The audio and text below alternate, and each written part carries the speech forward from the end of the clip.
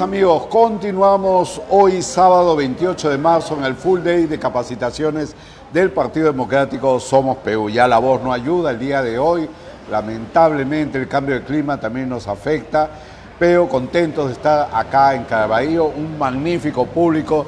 Siempre hay esa evaluación interna en los distritos y me voy contento, nos vamos contentos de Caraballo porque es un público respetuoso, un público participativo, un público que quiere aprender y eso lo valoramos mucho.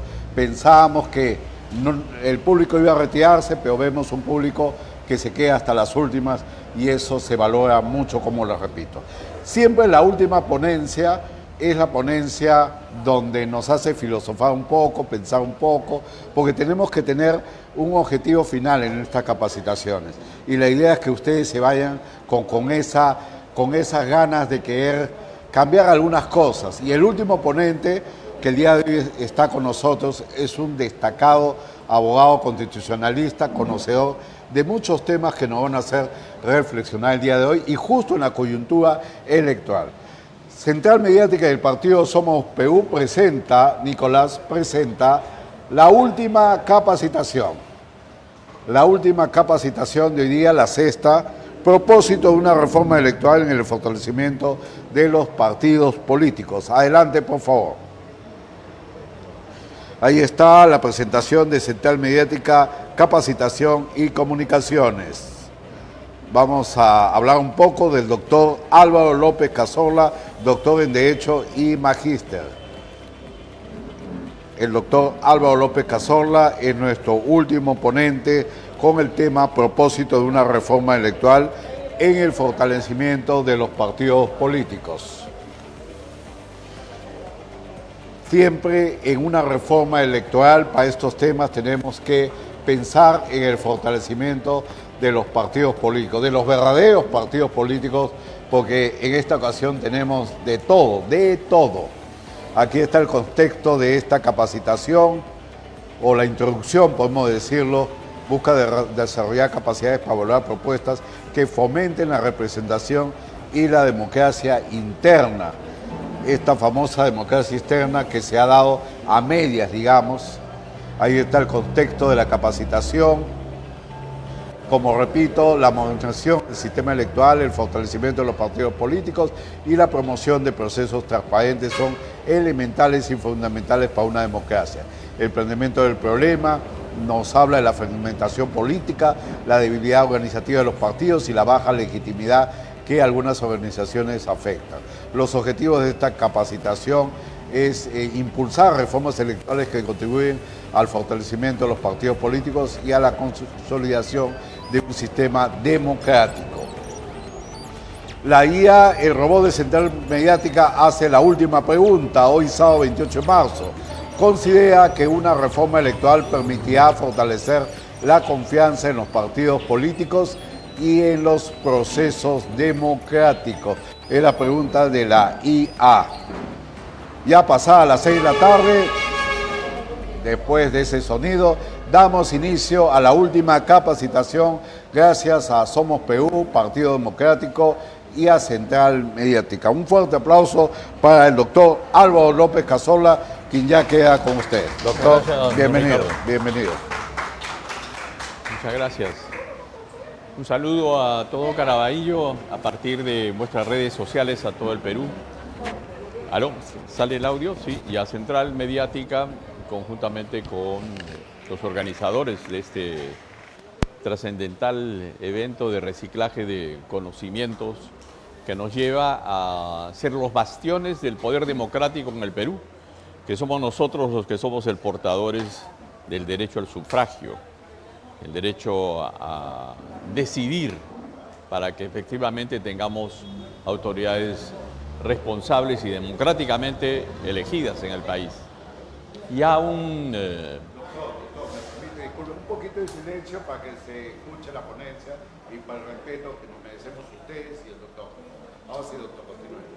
Muchas gracias.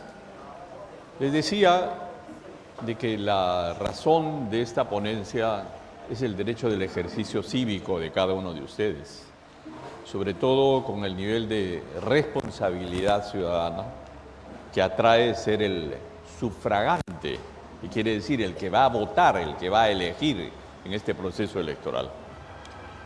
Hubo en la historia política latinoamericana un famoso pensador cubano, el señor José Martí. El señor José Martí dijo lo siguiente: si el sufragio es ley, si el derecho de mi ejercicio cívico está dado por ley, si el sufragio es ley, el sufragio se convierte en un proceso revolucionario. El cambio y la trascendencia de ese proceso electoral quiere decir que nosotros podemos hacer una revolución democrática. La suma de todos los votos de todos y cada uno de nosotros a partir de los 18 años para arriba es una demostración palpable de que en nosotros radica el cambio. Y después no nos quejemos. Y después no disparemos que por aquí, que por allá, la odiosidad de por medio, o mejor voto en contra de, ¿no? Hay que votar a favor de, pero a favor de opciones en las cuales efectivamente sean valederas, continuas, transparentes, con un ejercicio participativo enorme de la propia población.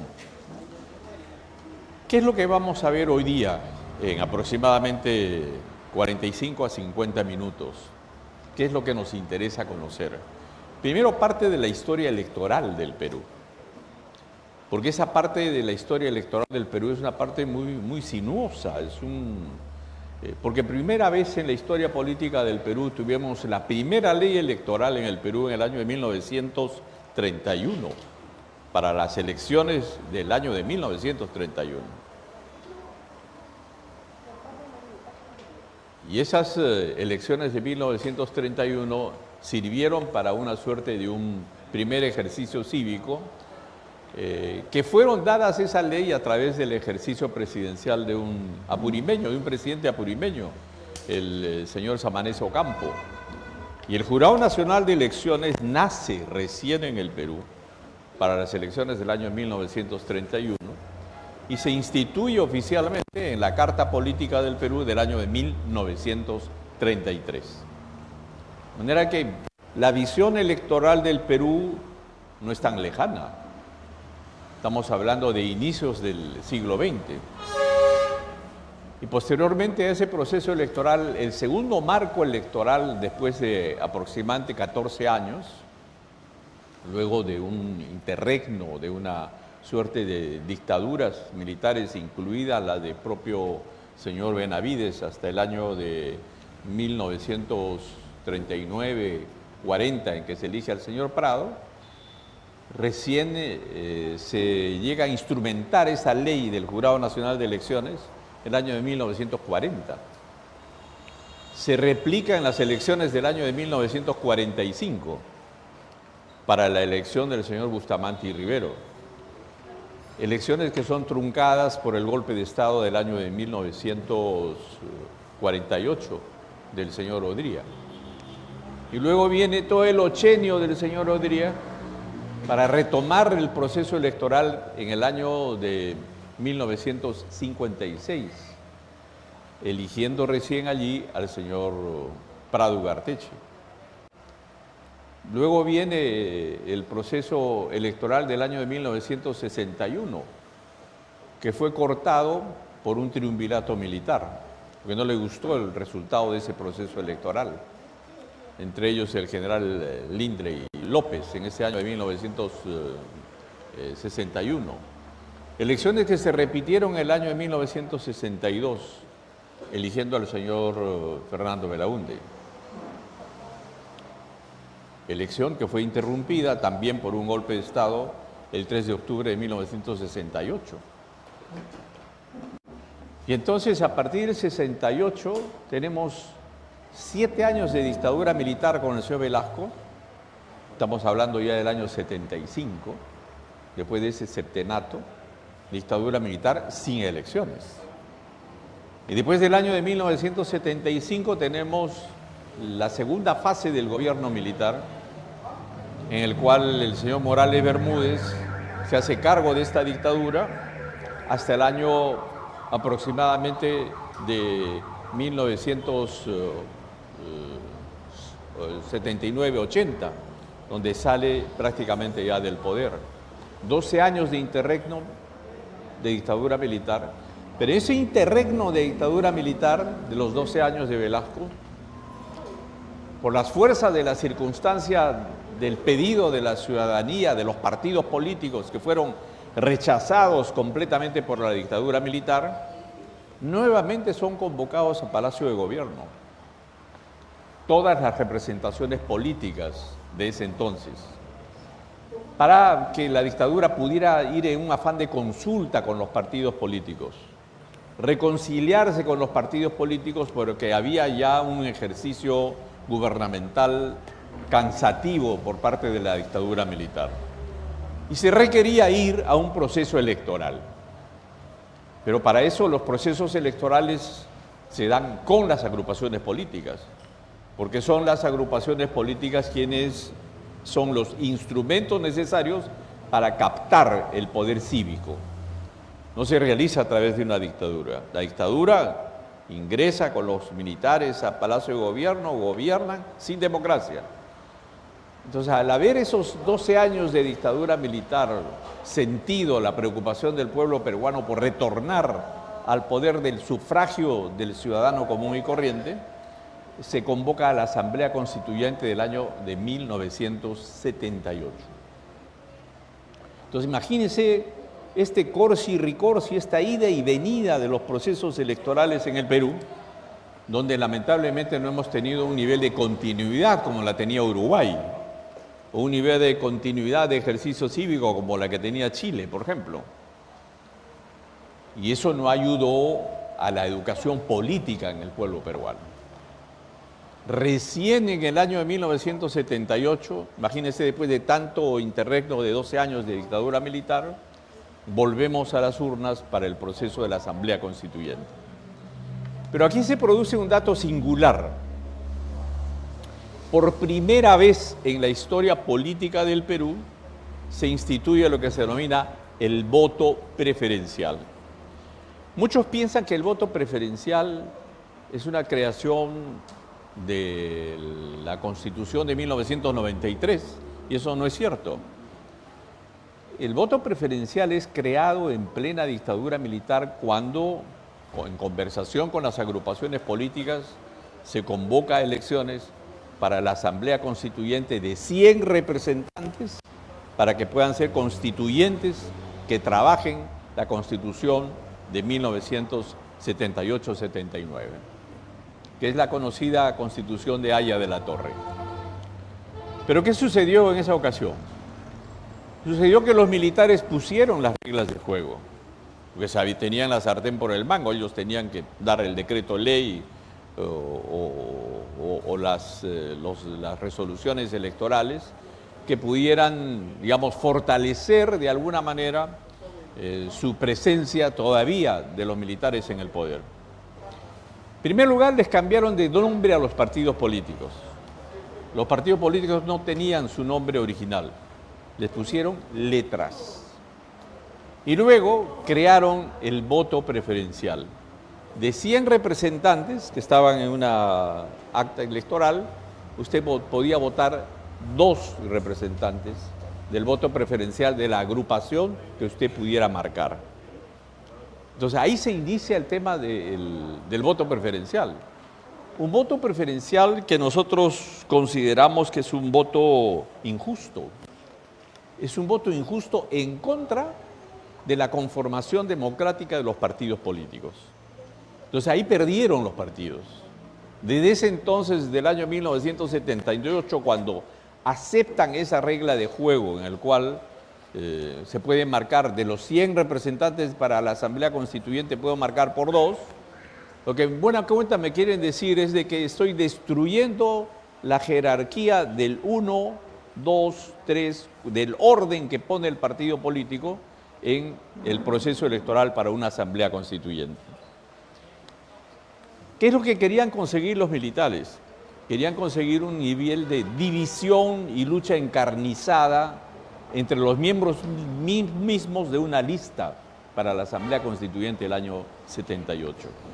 En algunos partidos lo consiguieron, en otros no, porque hubieron una orden de los partidos más tradicionales en el Perú de señalar al mismo tiempo que se votara por la letra que significaba el partido X y el número 1. Y al votar solamente el número 1, está usted votando por todo el correlato de toda la lista.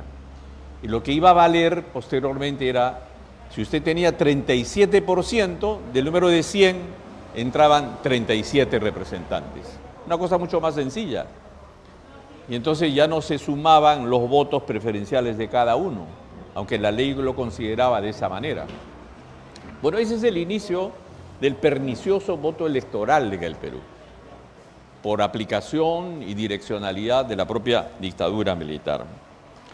Cosa que después se ha mantenido durante las elecciones del año 90, luego se mantuvieron en las elecciones del año 93 para el Congreso Constituyente Democrático y posteriormente se han mantenido en las elecciones del 2006, del 2011, del 2016, del 2021 y el 2026.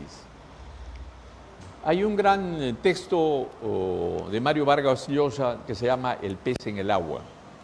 Muchos que quieran recordar el proceso electoral en el cual intervino el escritor peruano a través del movimiento Libertad, que se consagró a través del movimiento Fredemo, el Frente Democrático, señalaba él mismo de que lo más pernicioso que él había visto en una justa electoral en el Perú había sido el marcar los votos y la lucha fratricida dentro de una misma lista de compañeros o de amigos o de camaradas o lo que fuera, de una misma lista, una lucha encarnizada por direccionar qué número debo de poner.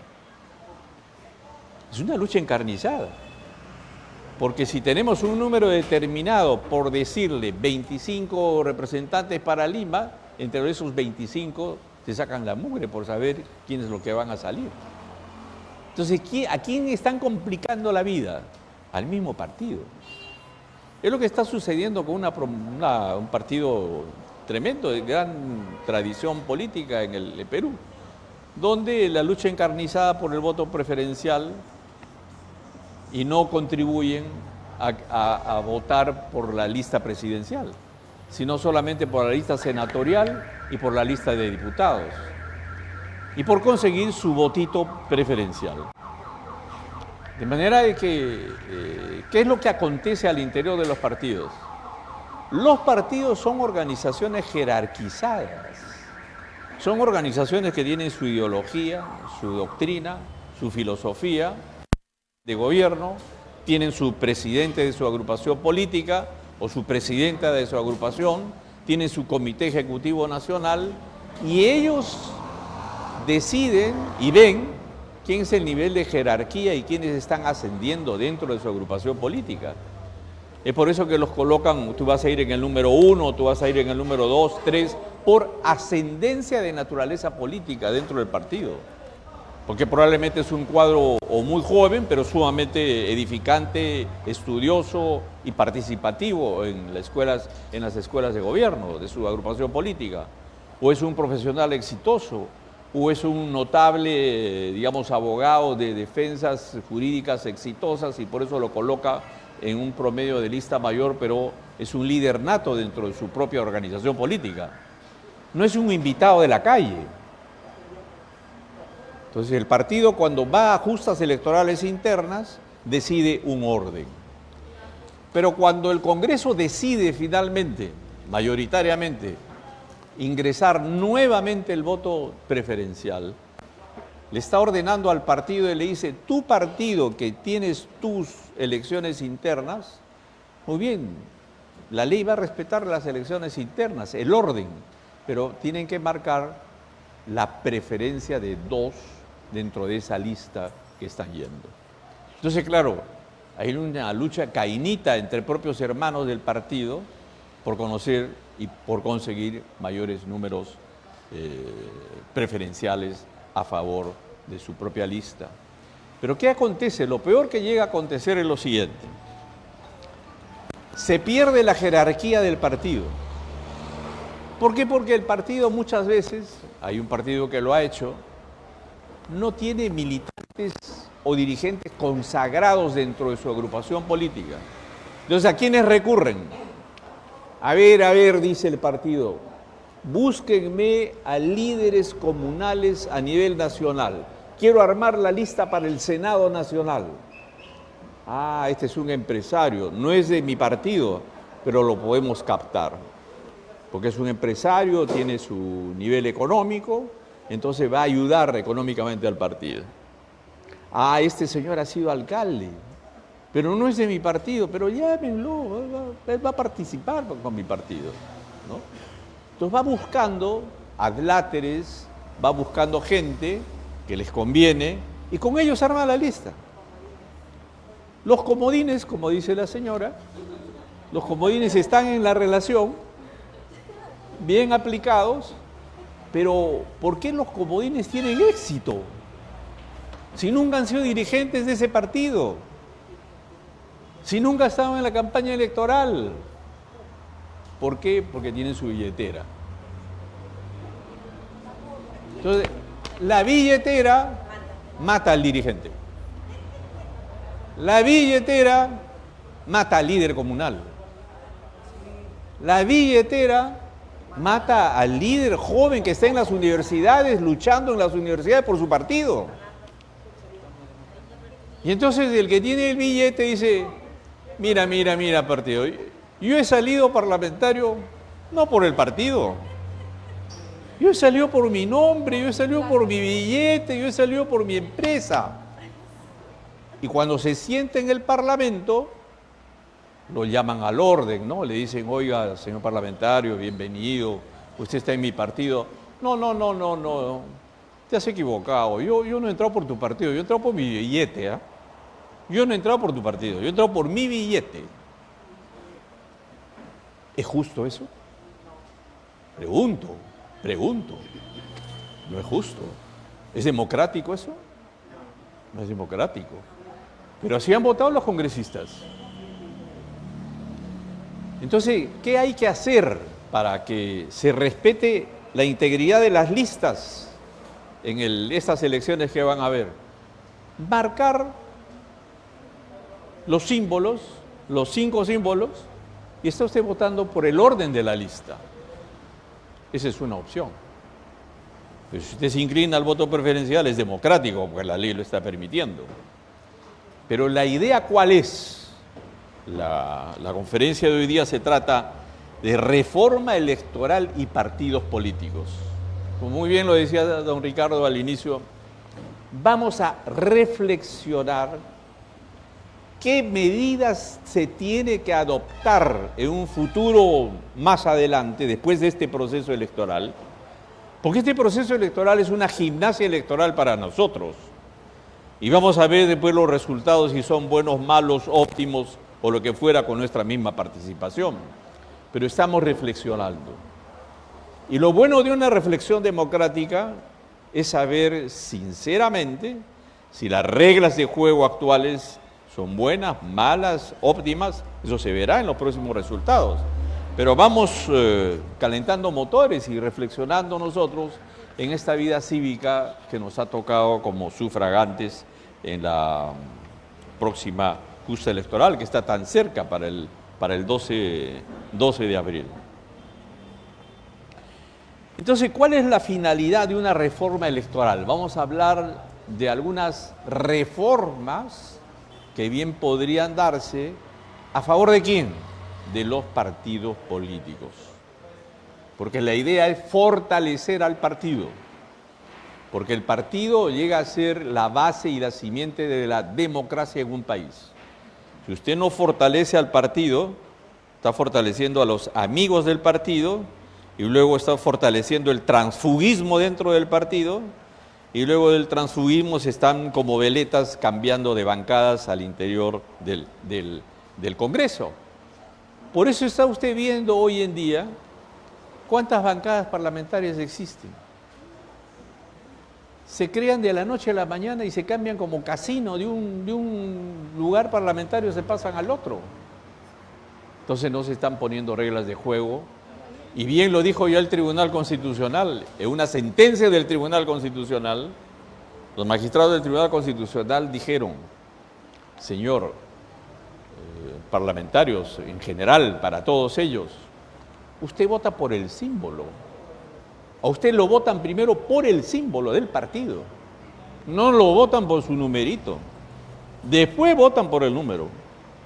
Pero usted está inscrito y usted le votan primero por el partido marcando el símbolo. Entonces, lo que quiere decir para el Tribunal Constitucional, ¿qué nos quiere decir? Que primero es el partido. Primero es el símbolo del partido al que usted pertenece. Pero los señores que salen después hechos parlamentarios desconocen su partido y se cambian de curul. Quiere decir que no está reconociendo la originalidad del partido al que lealmente, entre comillas, se ofreció como miembro de candidato en esa agrupación política. Entonces quiere decir que el voto preferencial es un voto displicente. Ese voto es nocivo para el sentido democrático y la perseverancia de cultivar la línea trazada por los partidos políticos. Entonces, los partidos políticos, en primer lugar, deberíamos de fortalecer una primera ley en la cual el proceso de representación y de elección se hagan por elecciones internas en los partidos. ¿Qué se ha venido haciendo? Se ha ido por la tangente. Y los partidos han dicho, no, vamos a tratar de ubicar la gran mayoría, porque había una posibilidad de decir, vamos a elegir a través de delegados. Entonces los delegados se juntan y los delegados deciden quién es el orden de la lista. Eso no lo veo yo tan democrático.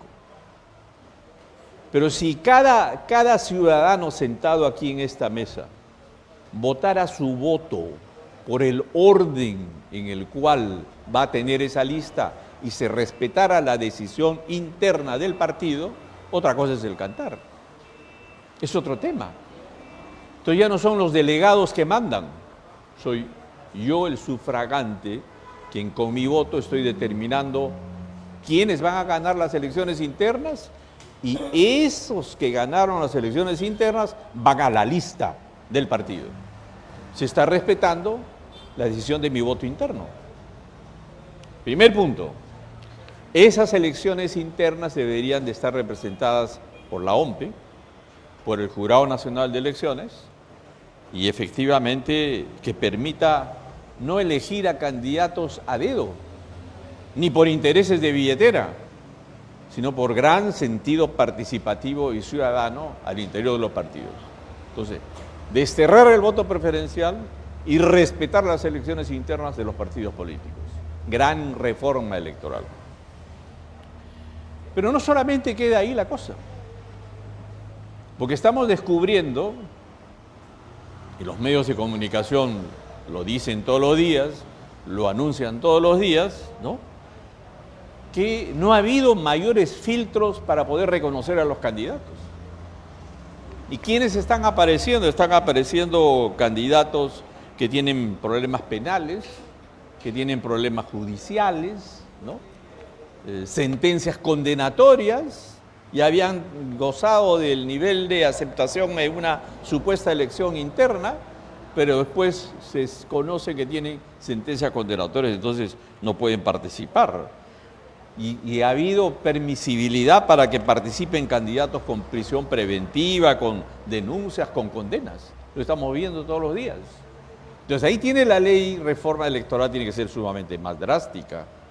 Tiene que ser más acucioso el legislador a los efectos de que los partidos políticos sean transparentes, que estén mostrando la vidriera hacia la comunidad jurídica, hacia la comunidad política del país, en un sentido en que sea una versión transparente y se propongan evidentemente sanciones y para quienes no declaran con total transparencia los niveles decisivos de sus candidatos o no declaran también sus buenos ingresos y gastos. Hay gente que oculta sus gastos, que oculta sus ingresos y después aparecen declaraciones juradas no regimentadas realmente a favor de una transparencia de la gente quiere saber, quiere probar, oiga, ¿de dónde viene tu peculio? ¿De dónde vienen tus ganancias? ¿Con qué dinero estás entrando al Parlamento? ¿No? Hay candidatos que parece uno que declaró 1 millón de soles. Bueno, puede haber tenido ese nivel de dinero, pero pasado un proceso electoral de 1 año llega a tener 5 millones de soles y no lo declara. ¿De qué estamos hablando? Es un candidato presidencial. Y entonces, por mandato de la ley, esas declaraciones tienen que estar dadas. El periodismo está haciendo un buen trabajo. El periodismo de investigación está haciendo un gran trabajo en favor del nivel de la transparencia de las decisiones hoy en día. ¿Por qué es importante esta reforma electoral integral que pueda perseguir el crimen y el delito igualmente en la conformación de las propias listas y podamos producir cambios que mejoren la calidad política en el Perú?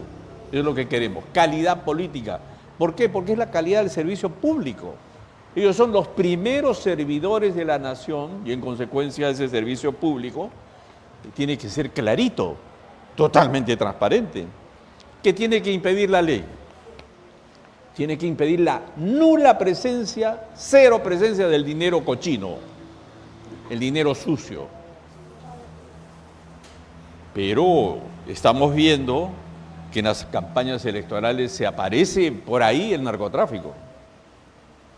Se aparece por ahí el dinero cochino de los propios mineros ilegales. Se aparece el dinero cochino de la tala ilegal. Se aparece el dinero cochino de la propia corrupción, del famoso 10%. Se aparece el lavado de dinero. Y en consecuencia es importante que este tema también sea partícipe de una reforma integral. ¿Por qué razón? Porque si yo elijo un alcalde distrital, a un alcalde provincial, a un consejero regional, a un gobernador regional, a un senador nacional, a un senador regional, a un diputado de cada uno de los departamentos, son quienes de alguna manera van a estar ligados al nivel de mi ejercicio cívico y de mi vida, que van a tomar decisiones todos los días, toman decisiones que afectan mi vida, que afectan mi patrimonio. De manera que no es cosa del otro mundo el hecho de que nosotros podamos, como ciudadanía, rescatar nuestro derecho a que exista un cambio trascendental en las reglas electorales. ¿Por qué? Porque todos los días ellos van a decidir sobre temas de salud pública, van a decir temas sobre educación para nuestros hijos, para nuestros nietos, van a elegir dónde son las postas sanitarias, dónde el centro de salud, los hospitales, las escuelas, las universidades dentro del país. Van a demandar un nivel de permisibilidad legal muchas veces para decretar la transitabilidad, la vialidad y el transporte en el Perú, los costos del transporte en el Perú. De manera que todos ellos adoptan decisiones. Es por eso que la decisión nuestra de ir a las urnas es tarea fundamental para que podamos nosotros ser un instrumento de una renovación. Y hablando de renovación, hay una reforma electoral que es importante poder advertir. ¿Por qué el Parlamento dura 5 años? Bueno, así lo han decidido nuestros constituyentes, ¿no? Es elegido por 5 años. Entonces, el congresista ya se cree un rey. 5 años. Nadie me toca, ¿no? Yo soy el rey. 5 años de oropel, 5 años de alfombra roja, ¿no? Y la ciudadanía, bueno, de ahí sí la visito a la ciudadanía de vez en cuando, en fin. Por eso es que la ciudadanía, a veces, a parlamentarios cuando ahora, en esas coyunturas, van a provincias, lo rechazan. La ciudadanía está cansada. Se cansa la ciudadanía. Entonces, ¿qué tenemos que hacer? Tenemos que oxigenar el cambio de parlamentarios. Oxigenar el cambio de parlamentarios. A ver, amigo, ¿cómo se come eso? Bueno, renovación. Cada 2 años y medio yo renuevo la mitad del Parlamento. O renuevo 1/3 del Parlamento. Así hacen los americanos, ¿eh? Ahora, de aquí poco, Estados Unidos se está preparando ya para un ajuste electoral para renovar la mitad del Parlamento norteamericano. Entonces todos se ponen moscas, todos se activan. ¿Por qué todos trabajan? Porque de aquí del 100% de parlamentarios, la mitad sabe que va a ir a su casa y va a venir otros nuevos.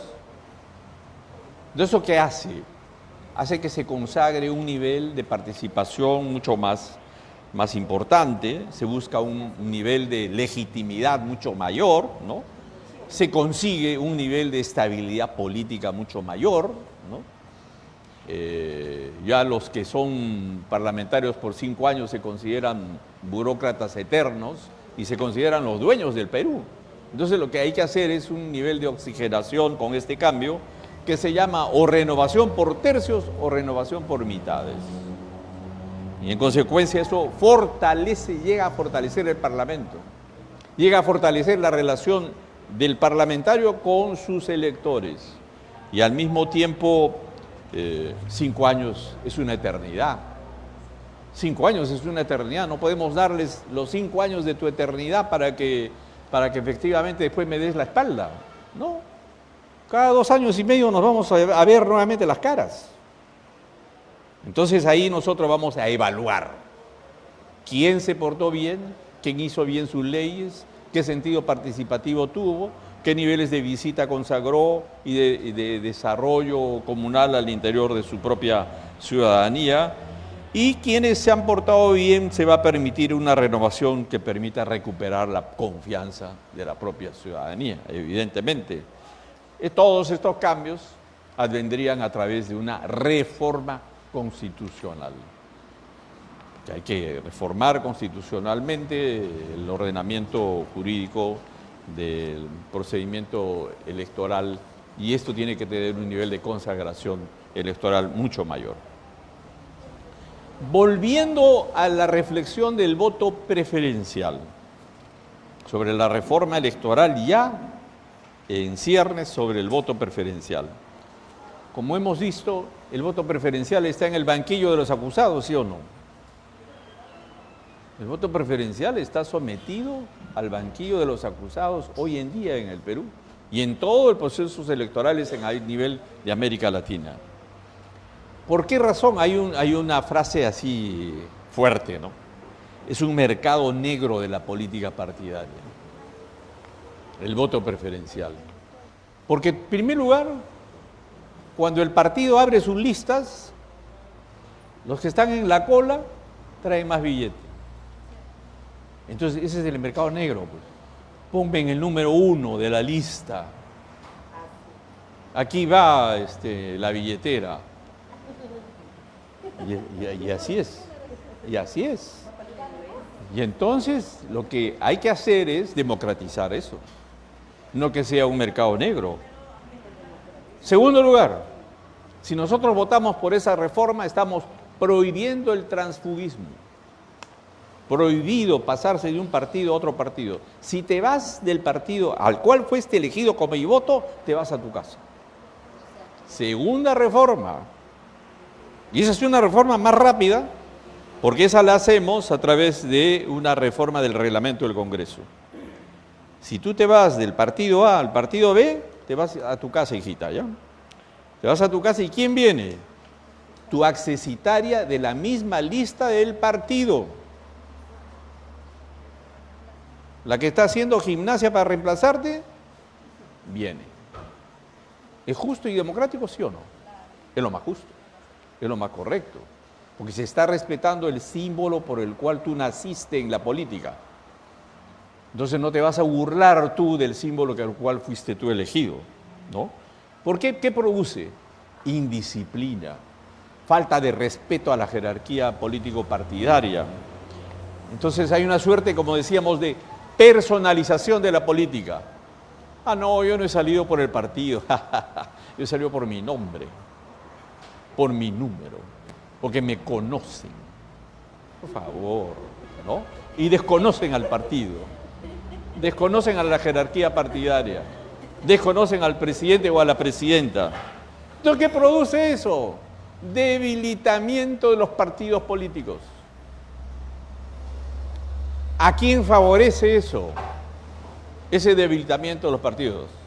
A los que no les gusta la democracia, a los que desterran a la democracia, a los que recusan el proceso democrático en el Perú, ¿no? Pero sin embargo participan soterradamente, ¿no?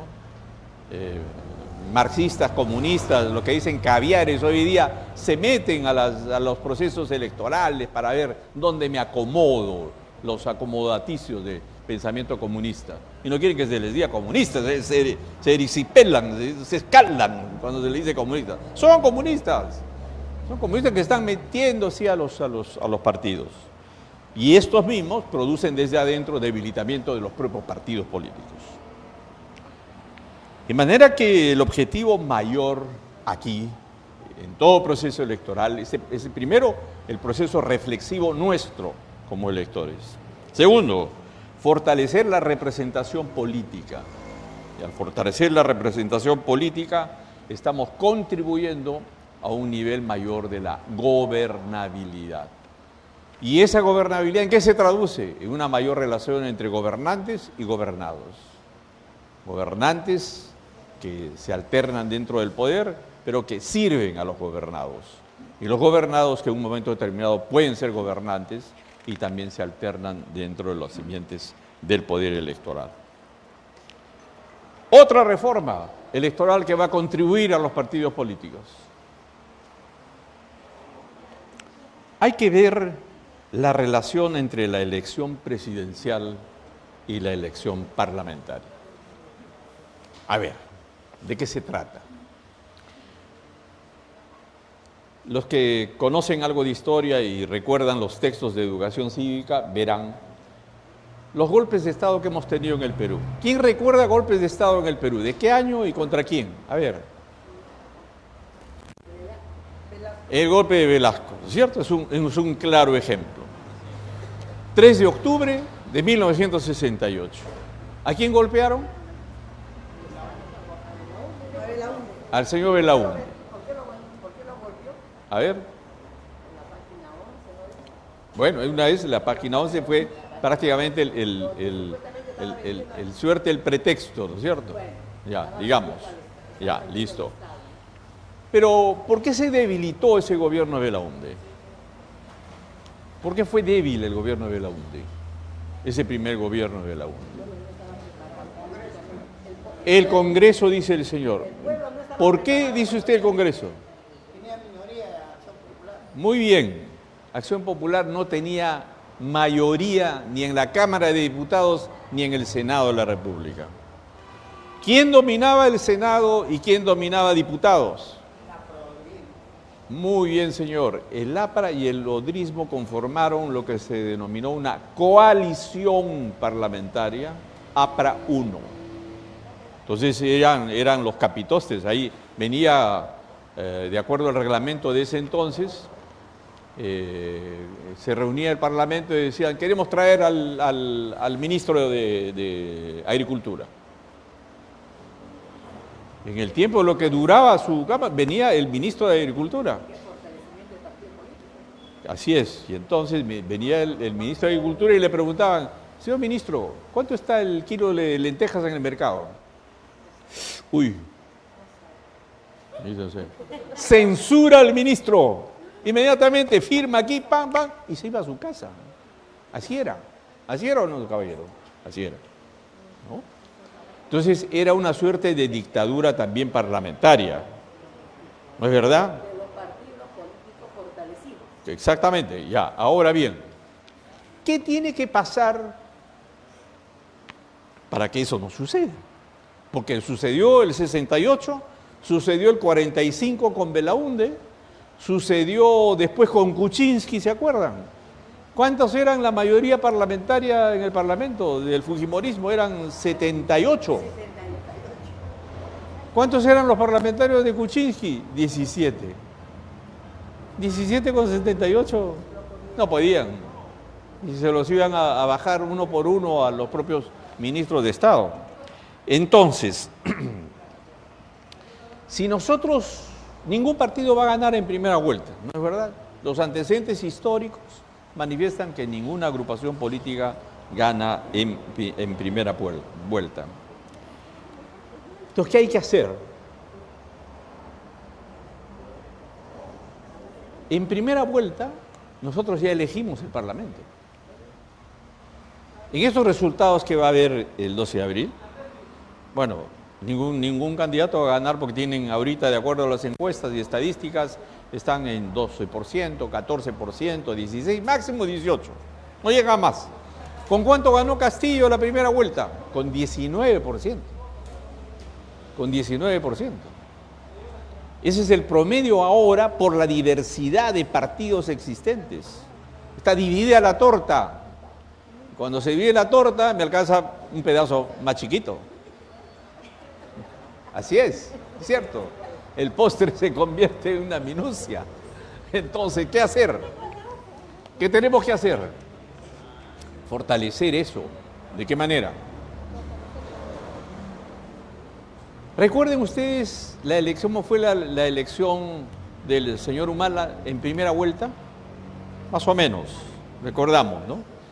Presentó un programa histórico de cambio trascendental, casi como el programa nacionalista del señor Velasco, ¿no? Y su gente que estaba en el Parlamento ayudó a sus candidatos parlamentarios, iban a sus comarcas, iban a sus colectividades sociales, iban a sus comunidades campesinas, llevando la buena nueva, ¿no? Esta es la nueva transformación, decía, ¿no? Esta es la transformación, la gran transformación histórica. Y así fueron elegidos cerca de 47 parlamentarios del señor Humala, que no fue poca cosa, en el gobierno del señor Humala. Yo conversé con una representación puneña cuando fue elegida. Llorando se me acercó la señora, ¿no? Y me dijo lo siguiente: no me dejan regresar a mi pueblo, porque este señor que dijo la gran transformación, ahora ya no es la gran transformación, ahora está viniendo con otro discurso para la segunda vuelta. ¿Se acuerdan ustedes cómo cambió del polo rojo al polo blanco? Así fue. Y cambió su mensaje para captar nuevos votos. Pero sus parlamentarios ya estaban elegidos. Y la señora de Puno, que había sido convocada y tenía un movimiento en Puno, dijo: hijita, quítate de Humala, porque si no aquí te vamos a colgar. La amenazaron. ¿Por qué lo consideran un traidor? Porque había traicionado el principio original con el cual fue a la primera vuelta. Y el Parlamento se eligió con ese principio que llevó la señora puneña por tierras, por plazas, llevando esa campaña electoral. Entonces cuando va a su tierra le dije, estás al lado de un traidor, le dice su comunidad.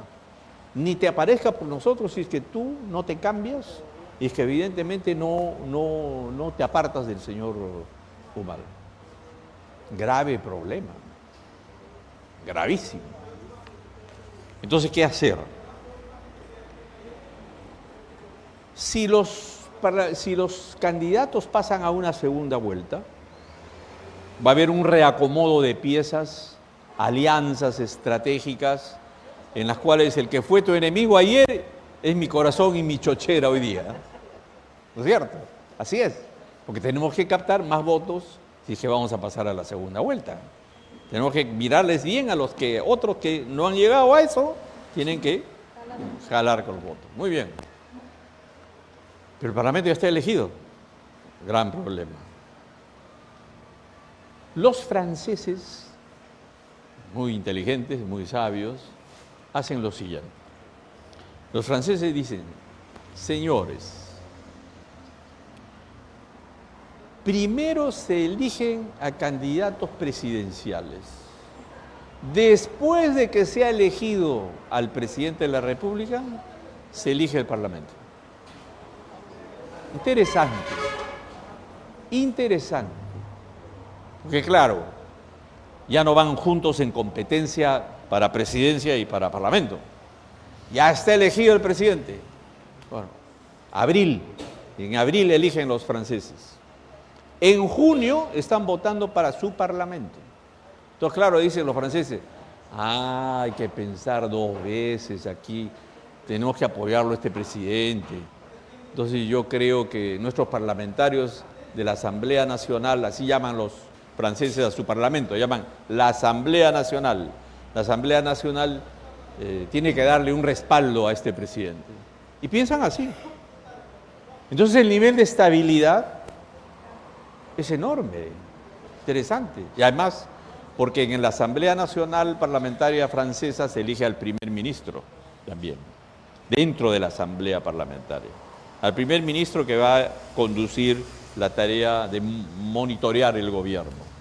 El presidente es una figura no decorativa, es presidente para líneas de acción mayores, pero hay un primer ministro que es elegido por el propio Parlamento.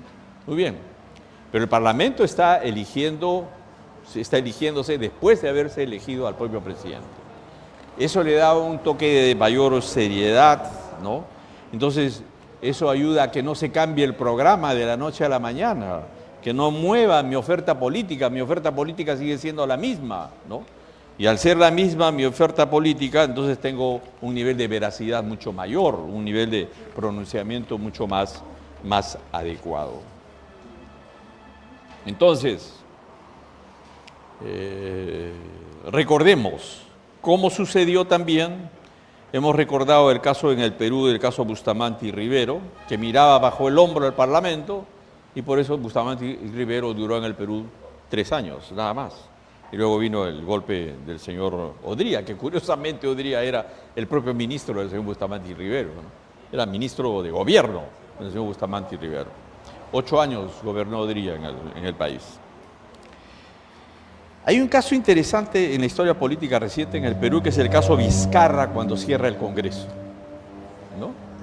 El señor Vizcarra cierra el Congreso porque decía, no, me están atosigando aquí, me van a hacer la vida imposible. Además, alguna vez algún pensador político dijo, en política tienes que tener un enemigo. En política tienes que luchar contra alguien que esté, digamos, desatendiendo, o el pueblo organizado o no esté de acuerdo con lo que está aconteciendo. ¿Cuál es la entidad o el poder político que el pueblo rechaza más actualmente? ¿Cuál es? El Congreso, ¿no es cierto? El Congreso. Muy bien, eso pensó el señor Vizcarra.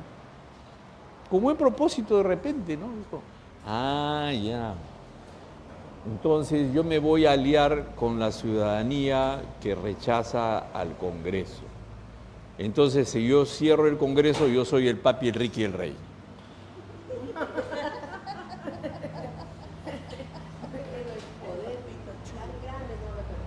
Claro, claro, ¿no es cierto? Ahí estaba, pues, ¿no es cierto? No lo dejaban gobernar. Pero ¿qué pasó después? ¿Y qué pasó después? Cuénteme a ver. Yo como ciudadana digo el poder. Ya, ¿y después qué pasó? Se eligió un nuevo Congreso. Él dispuso la elección de un nuevo Congreso. ¿Y qué pasó? Ah, lo vacaron, lo sacaron al señor Vizcarra, ¿no? Cría cuervos y te sacarán los ojos. Así es, c'est la politique, dicen los franceses. Ah, entonces por eso estamos en esta escuela. Aquí estamos donde estamos aprendiendo, ¿no es cierto? Para que efectivamente hagamos c'est politique, ¿sí o no? Ya, listo. Entonces, ¿qué pasó? El señor Vizcarra dijo, yo soy el papi Ricky Rey, pues para el próximo Congreso. Uf, este Congreso, error, grave error en política, no tener tu gente metida en el Parlamento. Gravísimo el error quien desconozca al Parlamento. Dice, no, una vez, no quiero decir el nombre, un ministro o ministra, me dijo, doctor, me dijo, ese parlamentario es un pichiruchi. Tal cual. Oiga, ministro o ministra, le dije, no se equivoque. Ese pichiruchi o esa pichiruchi se va a juntar con 25 pichiruchis. Pichiruchi firma, Pichiruchi 2 firma, Pichiruchi firma, van a ser, los pichiruchis se van a juntar 25 o 30 firmas. Y a usted, caput. O la interpelan o la censuran. Retiro mis palabras. Retiro mis palabras. ¿Qué se llama eso? Poder político. ¿Correcto? Representación política. Porque en la mochila de un pichiruchi hay 80.000 votos, hay 100.000, hay 200.000, hay 10.000, hay corriente de opinión, hay capacidad de maniobrabilidad. Y entonces lo que hay que hacer allí, entonces, ser muy respetuoso de las instituciones, ¿no? El Parlamento puede entender todos los errores que se quieran, pero nos representan. Nosotros los elegimos, es un poder político. Diríamos es el primer poder político. Si ustedes revisemos la propia historia reciente, ¿cuántos presidentes han caído en manos del Parlamento? Ah, ya hemos perdido la cuenta. Ya hemos perdido la cuenta. Entonces, ¿dónde está el poder de decisión? En el Parlamento. Por eso tenemos que saber elegir bien. El nivel de representación política tiene que ser mucho más radical, mucho más potente, mucho más precisa. De manera que estas unas cuantas pinceladas de estas reflexiones que les interesa o no, ¿están escuchando o no? ¿Sí? Está interesante, ¿no es cierto? Ya, de acuerdo. ¿Por qué razón? Porque de esa manera estamos calentando nuestro espíritu, nuestra mente, nuestra dedicación de ser buenos ciudadanos, buenos dirigentes de nuestro partido, buenos marcadores también de pauta de quienes van a entrar en el próximo Parlamento. Entonces, y rendirles cuentas y pedirles cuentas a los que van a ingresar en el próximo Parlamento. De manera que este es un trabajo dinámico de pensamiento directo y dilecto de cada uno de nosotros para que estar con la lupa viendo a quiénes vamos a elegir, cómo vamos a elegir, de qué manera nuestro ejercicio del derecho al sufragio es un proceso de cambio. Vamos a ayudar a un proceso de revolución y de cambio, como decía el propio pensador Martí. Nuestra democracia es muy joven, mis queridos amigos, amigas, es muy joven. Estados Unidos tiene 250 años haciendo esto mismo, 250 años, continuos, con una sola constitución, 250 años. Nosotros con interrupciones, ¿cuántos años tenemos? Desde el 2000 a la fecha tenemos 26 añitos. Somos guaguas de pecho. Nuestra democracia es una guagua de pecho. Entonces tenemos que fortalecerla, tenemos que dinamizarla, tenemos que estudiarla, tenemos que tratar de todas maneras de reflexionar temas de reforma de naturaleza electoral, y los partidos políticos, que son la simiente y la prez de la democracia, tenemos que saber honrarla. Yo espero las preguntas y espero que podamos seguir conversando más adelante. Muchas gracias.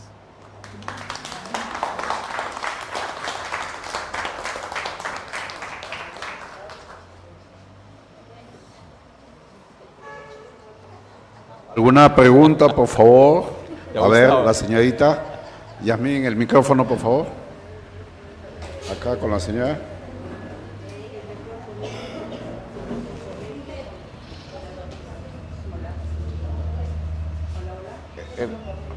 Nicolás. Sí se le escucha, ahí te lo no se ve. Buenas noches. Una precisión. En una de las reformas que usted nos ha explicado del no al transfugismo, después el siguiente dice que los ya elegidos, ¿no?, que son ya en el caso de los preferenciales, digamos, no están de acuerdo después con las, se puede decir, con los manejos que tienen por ser elegidos igual en la primera vuelta, y después en la segunda ya se hacen las componendas, las repartijas. Si un candidato, o ya no candidato, un diputado o un congresista decide salirse del partido, se le va a llamar transfugismo. Es cierto, pero ¿por qué dejarlo ahí en el partido que ya se están haciendo las componendas? Es como si estuviéramos en una granja y porque yo veo que los chanchos comen heces, ¿me tengo que quedar ahí? Esa es la un pregunta. tema que se discute siempre, ¿no? Pero es que el pasarse de una bancada a otra puede tener un nivel de justificación ideológica, en primer lugar. Podría tener. Pero no sucede, pues. Entonces no hay ideología que valga hoy en día. No hay doctrina ni filosofía armada. Entonces los partidos, por eso, hoy en día, se han acostumbrado a ser partidos media tela, ¿no? Claro, entonces el tema de fondo del debate ideológico muchas veces no está presente, ¿no? Entonces ya no hay esa tal justificación fortísima que había antes, de que de acuerdo a la desviación o desviacionismo ideológico, tengo mi justificación de pasarme a otra agrupación política. Y sin pasarme ser miembro del Parlamento libre, y salgo de esta agrupación política. Caballero, por Punto favor. número 1 de reflexión. Un ratito. Punto número 2. El Tribunal Constitucional, ¿qué es lo que dice? Señor, usted está ejerciendo su voto y usted salió elegido y convocado primero por un partido político. Independientemente de la bronca que usted tenga con su partido, lo que fuera, su personalismo, su billetera, lo que fuera, es su partido. Entonces está habiendo una corriente de opinión al interior del propio Parlamento, porque eso habría un nivel de modificatorio del reglamento en el sentido de que, de acuerdo al principio dado por el Tribunal Constitucional, que se respeta el símbolo por el cual ha sido elegido, si tú estás en desacuerdo te vas a tu casa. Y viene el accesitario, que si él sí elige, que está en la misma lista que tú, pero es tu accesitario. Ese va a respetar el partido. Ese cae, viene el que viene, el accesitario. Pero ¿cuál es el principio?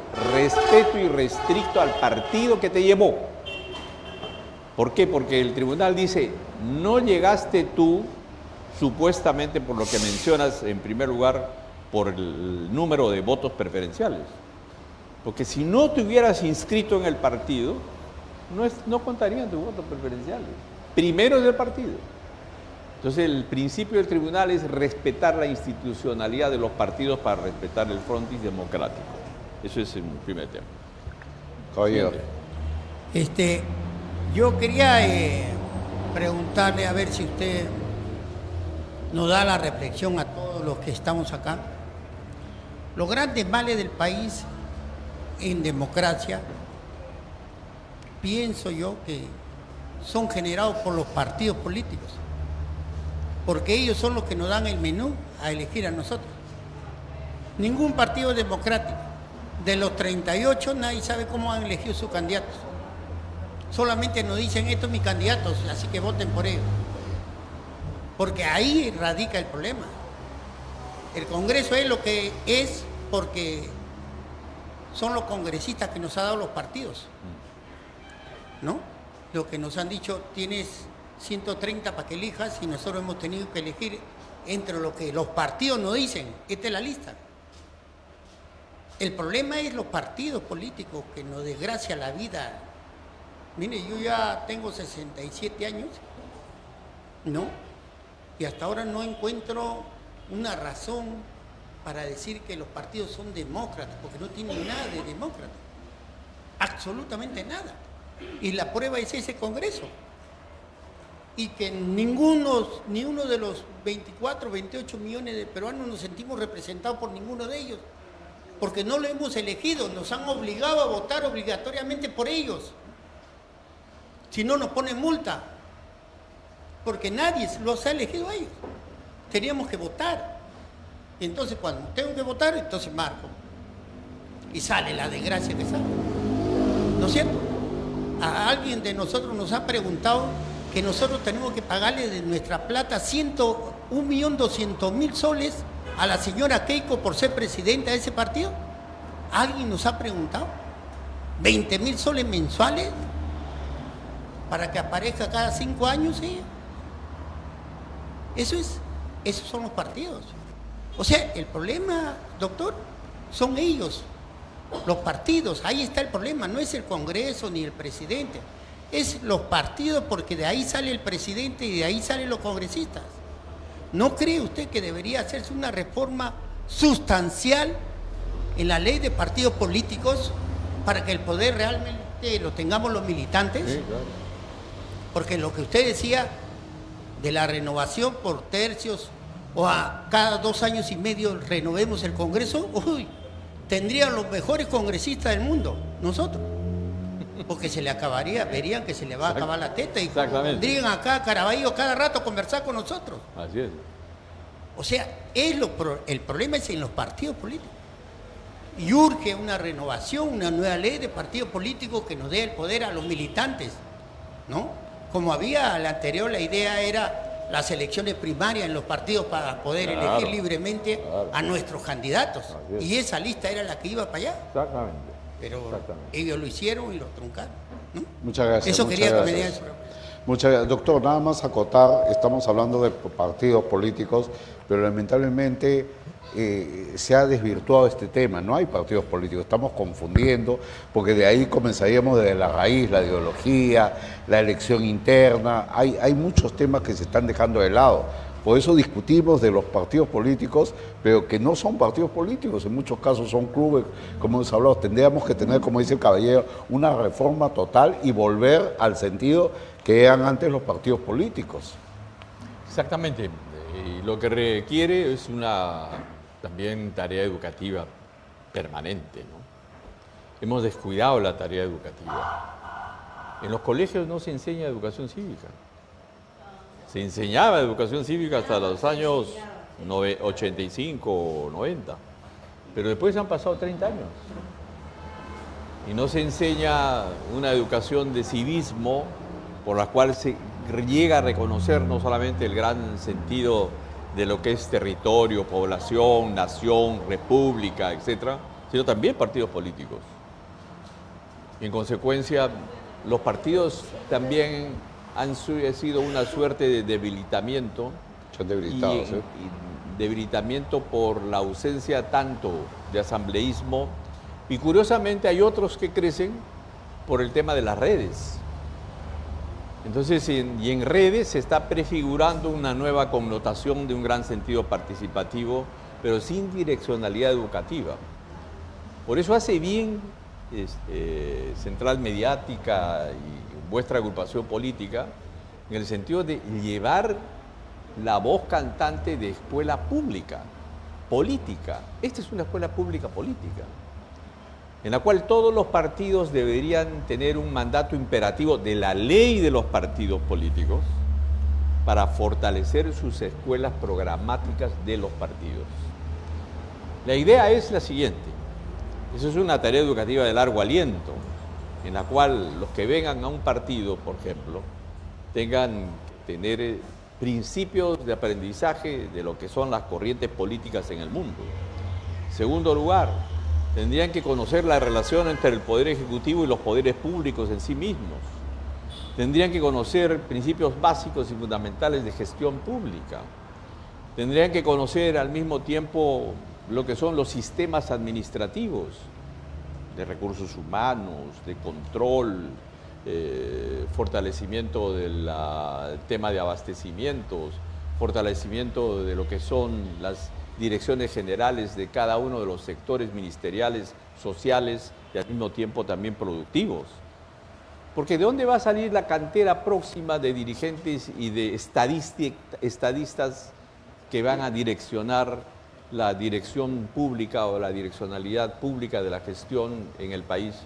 De la cantera de esos funcionarios futuros que se van a armar dentro de la gesta pública y de organización y gestión de gobierno.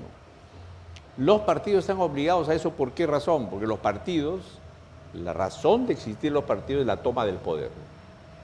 El partido está formado para la toma del poder, pero para ese tránsito de la toma del poder tengo que tener un nivel de aprendizaje, tengo que conocer el Estado por dentro. El municipio por dentro hacen bien en llevar tarea educativa de la organicidad municipal, de los gobiernos regionales, pero también de la estructura máxima del Estado, de todos los ministerios, para saber perfectamente si los achico, si los reproduzco o los amplío y recorto funciones y atribuciones, pero conociendo el Estado. Si no conozco el Estado por dentro, no voy a poder, como cuando llegue de la noche a la mañana y llegue al gobierno, como que llegó vuestra agrupación, no había, digamos, un nivel de gimnasia óptimo para poder llegar a tener el manejo de toda la estructura estatal. Entonces, evidentemente, eso no funciona bien. Lo que empieza mal, funciona mal. Lo que empieza bien, termina bien. De manera que ese fortalecimiento de los partidos políticos, que tiene una inyección económico-financiera, esa hay que revisar. En el sentido en que las escuelas formativas de los partidos tienen que tener su plana docente, tienen que tener su currícula educativa.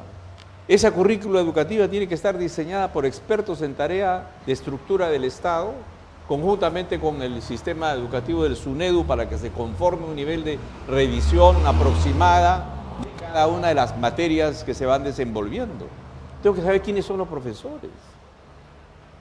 Y probablemente se puedan dar unos diplomados incluso a nivel nacional, porque parte de la estructura del Estado constitucionalmente hablando están dando reflejados en los partidos políticos. Y si el partido político hace escuela, porque evidentemente el partido, si está haciendo escuela y tarea educativa, no puede ser reconocida educativamente también la fortaleza de su escuela política. Entonces, ¿qué es la cantera natural para la cual ese funcionario salte a la administración pública? Los jóvenes se quejan y dicen, la administración pública, los CAS ya están diseñados y saben quién es lo que van a entrar al ministerio. Todo está copado y todo está conversado. Pero si efectivamente los jóvenes saldrían de esta cantera con su cartón oficial para ser partícipes de la gesta pública estatal, estaría su cartón óptimo para ingresar a ser partícipe de la administración pública. Que lo han estudiado, lo han merituado, han hecho prácticas al interior de la organicidad de los partidos. De manera que es interesante el tema de modelar un cambio trascendental de los partidos políticos. Muchas gracias. Ese es el tema, el fortalecimiento de los partidos políticos. ¿Otra pregunta? Sí, señora. Buenas noches. Adelante. Quisiera saber cómo se puede reestructurar la política si, como usted dijo hace un momento, los que tienen más dinero son los que agarran los primeros números, por así decirse, y al final estamos teniendo congresistas, presidentes, diputados que están adentro por su dinero y no por la inteligencia que puedan tener y para el bienestar del país. Ya, mira, ¿tu nombre es? Karina. ¿Ah? Karina. Karina. Ya, mira Karina. Habíamos señalado que el voto preferencial es nefasto, ¿no? El voto preferencial es total y absolutamente negativo, por la sencilla razón de que la búsqueda de la preferencia en el número dentro del partido ya es un caos, porque no se respeta la jerarquía de la existencia de líderes que nacen al calor de la responsabilidad de llevar adelante las funciones y atribuciones de liderazgo dentro del partido. Viene un extraño de afuera y dice, sal de aquí, dame espacio a mí que yo traigo la billetera. Entonces, se trastoca la visión del partido, se mercantiliza el partido y el juego de la economía del quién puede más supuestamente direcciona, ¿no es cierto?, el objetivo político del partido político. Eso es desleal, es una estructura antinatural de la agrupación política, porque se desconoce la jerarquía partidarizada y se desconoce, evidentemente, la probidad y versación frente al mercantilismo. O sea, aquí está pesando más el mercantilismo que la probidad, el ser probo, el ser honesto y el tener versación política. El señor basta que tenga una empresa y no sepa leer y escribir, está en primer lugar en el partido antes que el probo y el honesto y el dirigente del partido. Esos desplazamientos, la ley debe de determinar que esos desplazamientos no deben de exigir, y es por eso que estamos a favor de que el voto preferencial sea desterrado de las próximas elecciones. Muchas gracias. Yasmín, ¿tienes preguntas del interior del país, algún distrito? Así es, Ricardo, tenemos desde Trujillo, hoy día ha estado activo Trujillo. Ana Lucía Briones pregunta, doctor Cazorla, ¿cómo se puede evitar la proliferación de partidos sin base sólida? Proliferación de partidos, ¿sí? Claro. Mire, ese es un gran problema hoy día en el Perú, ¿no? En las elecciones pasadas, estamos hablando del 2021, tuvimos 21 agrupaciones. Hoy día pasamos para el ejercicio electoral, estamos en 35, estábamos en 36. Y siguen aumentando, doctor, ¿sí? Sí, son 35 que van, digamos así, 36, pero falleció uno, ¿no? Sí. Lamentablemente falleció un candidato. Y curiosamente el Jurado Nacional de Elecciones, cuando es vacado un presidente, sube el vicepresidente, ¿no es cierto? Pero cuando muere un candidato, no sube a asumir el rol de la jefatura o de la direccionalidad política quien está en el mando de una candidata a vicepresidenta. No hay un... Lo sacan de la coyuntura electoral. No debería ser así. Otro grave error, Así otro es. tema, digamos, de reforma de naturaleza electoral, ¿no? Yasmín, otra pregunta. Liliana Guzmán, desde Cajamarca, pregunta, ¿qué rol cumplen las alianzas políticas en el fortalecimiento del sistema partidario? Bueno, las alianzas no han tenido resultados, ¿sí, doctor? Bueno, van a tener resultados probablemente en la segunda vuelta, En la segunda vuelta. que son alianzas electorales, diríamos, conversadas, en busca de consensos, ¿no? Conversaciones que muchas veces la población dice, bueno, este es un pacto silencioso, un pacto agraviante. Bueno, es parte de lo que hay que conversar. Si te sientas a conversar para sumar, ese no es ningún pacto. Es parte del ejercicio cívico al cual tenemos que estar acostumbrados. Hubo un gran ideólogo político peruano que decía, conversar no es pactar. Te sientas a conversar, no estás pactando, estás conversando.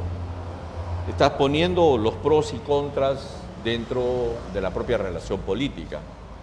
Es como cuando se siente el padre y la madre y los hijos, ¿no es cierto? Y ahí a veces el padre tiene más corriente de opinión favorable o viceversa, la madre, ¿no es cierto? Entonces la hija regaña o el hijo regaña y dice, no, pero tú ya estás pactando Están conversando. Entonces la idea es que esa conversación que es natural en el seno familiar se traslade en el seno de la compostura política en el Perú. Una de las más grandes deficiencias que existe en el Perú es la ausencia de conversación alturada, más aún si se trata del tema del poder. Mucho daño ha causado digamos, los votos reñidos, a no poder conversar, para poder tener banderas, sin arriar tus banderas ideológicas, contribuir a casos realmente concretos en los cuales te puedes poner de acuerdo. Por ejemplo, en el Perú nos podemos poner de acuerdo en la lucha contra la inseguridad ciudadana, ¿sí o no? Todos. No hay quien tenga un sesgo aquí, allá, todos luchamos contra el tema de la inseguridad. Todos luchamos y tenemos la misma bandera con el tema de la corrupción existente. Todos luchamos para que se pueda reducir el analfabetismo, en zonas rurales sobre todo. Todos luchamos para que los centros de salud tengan el primer nivel de atención en las postas sanitarias, para obviar la llegada a los hospitales. Todos estamos luchando por el nivel de una infraestructura adecuada para el tema educativo, para que tengan agua y desagüe nuestros niños a partir de abril. Por lo menos para que haya un lavado de manos de los niños y no se nos malogre el estómago y no se malogren en salud los propios niños educandos que van a las escuelas desde abril. Son temas puntuales en los cuales hay que conversar y ponerse de acuerdo, en los cuales son los objetivos preclaros del desarrollo dentro del país. Y esos temas se nutren a nivel de los partidos políticos y se conversan a través de los liderazgos de los partidos políticos. Entonces, claro, la prensa a veces con buen criterio de observar con lupa lo que está aconteciendo, pero a veces también infla la información. Entonces vemos un titular que vende, dice pacto político bajo la mesa, entonces no es edificante tampoco. Entonces hay la necesidad de que nosotros nos acostumbremos a conversar, porque conversar no es pactar. Esto. La última pregunta, Yamil. Finalmente, Claro, Pero hay que ver los resultados de ese pacto y de ese acuerdo. así es. El pueblo lo sabe que no es nada bueno. Así es. Están gobernando para el pueblo. Así es, señora. Muy bien. La entendemos. La última pregunta, por favor, Yamil. finalmente Brigitte García desde Surquillo pregunta cómo se puede incentivar la participación de más jóvenes dentro de los partidos políticos. Bueno, ha habido buenas reformas electorales en favor de los jóvenes y también de las mujeres. En cuanto al gran sentido participativo, por ejemplo, la colocación en las listas. Ha habido reformas, por ejemplo, para líderes jóvenes a nivel de regidores. Por eso vemos muchos líderes jóvenes, ¿sí? En las regidurías, lo que nunca se veía antes. Las leyes lo han permitido. Y es un nivel de gimnasia de que estos jóvenes participen en política desde lo que se denomina estas escuelas primarias de la democracia, que son los gobiernos locales municipales. Desde distritales, ahí el regidor chiquito, la regidora, ya está comenzando a hacer su gimnasia política. Hay un avance, sí, en ese Ahí tema, sí, ¿sí? un avance Pero significativo. necesitamos esa reforma de los partidos políticos y Exactamente. volvemos al tema de la ideología, a todos estos temas, porque no podemos entrar a un partido político como entrar a un club, a una asociación, son otros temas. Bueno, un fuerte aplauso para nuestro último ponente, el doctor Álvaro López Cazorla. Le entregamos este certificado, doctor, por su brillante ponencia el día de hoy en los cursos de capacitación del Partido Democrático Somos Perú. A ver la foto y central mediática. No les mentí, la última ponencia siempre nos hace reflexionar, nos queda esas ganas de haber estado todo el día y eso es lo que buscamos también, tener propuestas, tener objetivos, pensar un poco más de todos estos temas. Por eso nosotros estamos agradecidos con esta ponencia. Vamos a clausurar con el doctor, vamos a tomarnos las fotos, vamos a despedirnos, pero las redes sociales ya tenemos que decirle gracias a nombre de la presidenta del partido, Patricia Liz Sotelo, Central Mediática, todo el equipo, Yasmín, Rafael, Nicolás, Fernando, todo el equipo que nos acompaña el día de hoy. Gracias, nosotros nos despedimos. Que la Semana Santa sea momento de reflexión para todos los peruanos y nos encontramos ya después de las elecciones, aproximadamente el 26 de abril volvemos con todos ustedes, siempre con una capacitación más en otro distrito importante. Un fuerte aplauso para todos ustedes y gracias a todos. Muy buenas noches, amigos. Gracias. A ver, la fotito con el doctor para clausurar con el...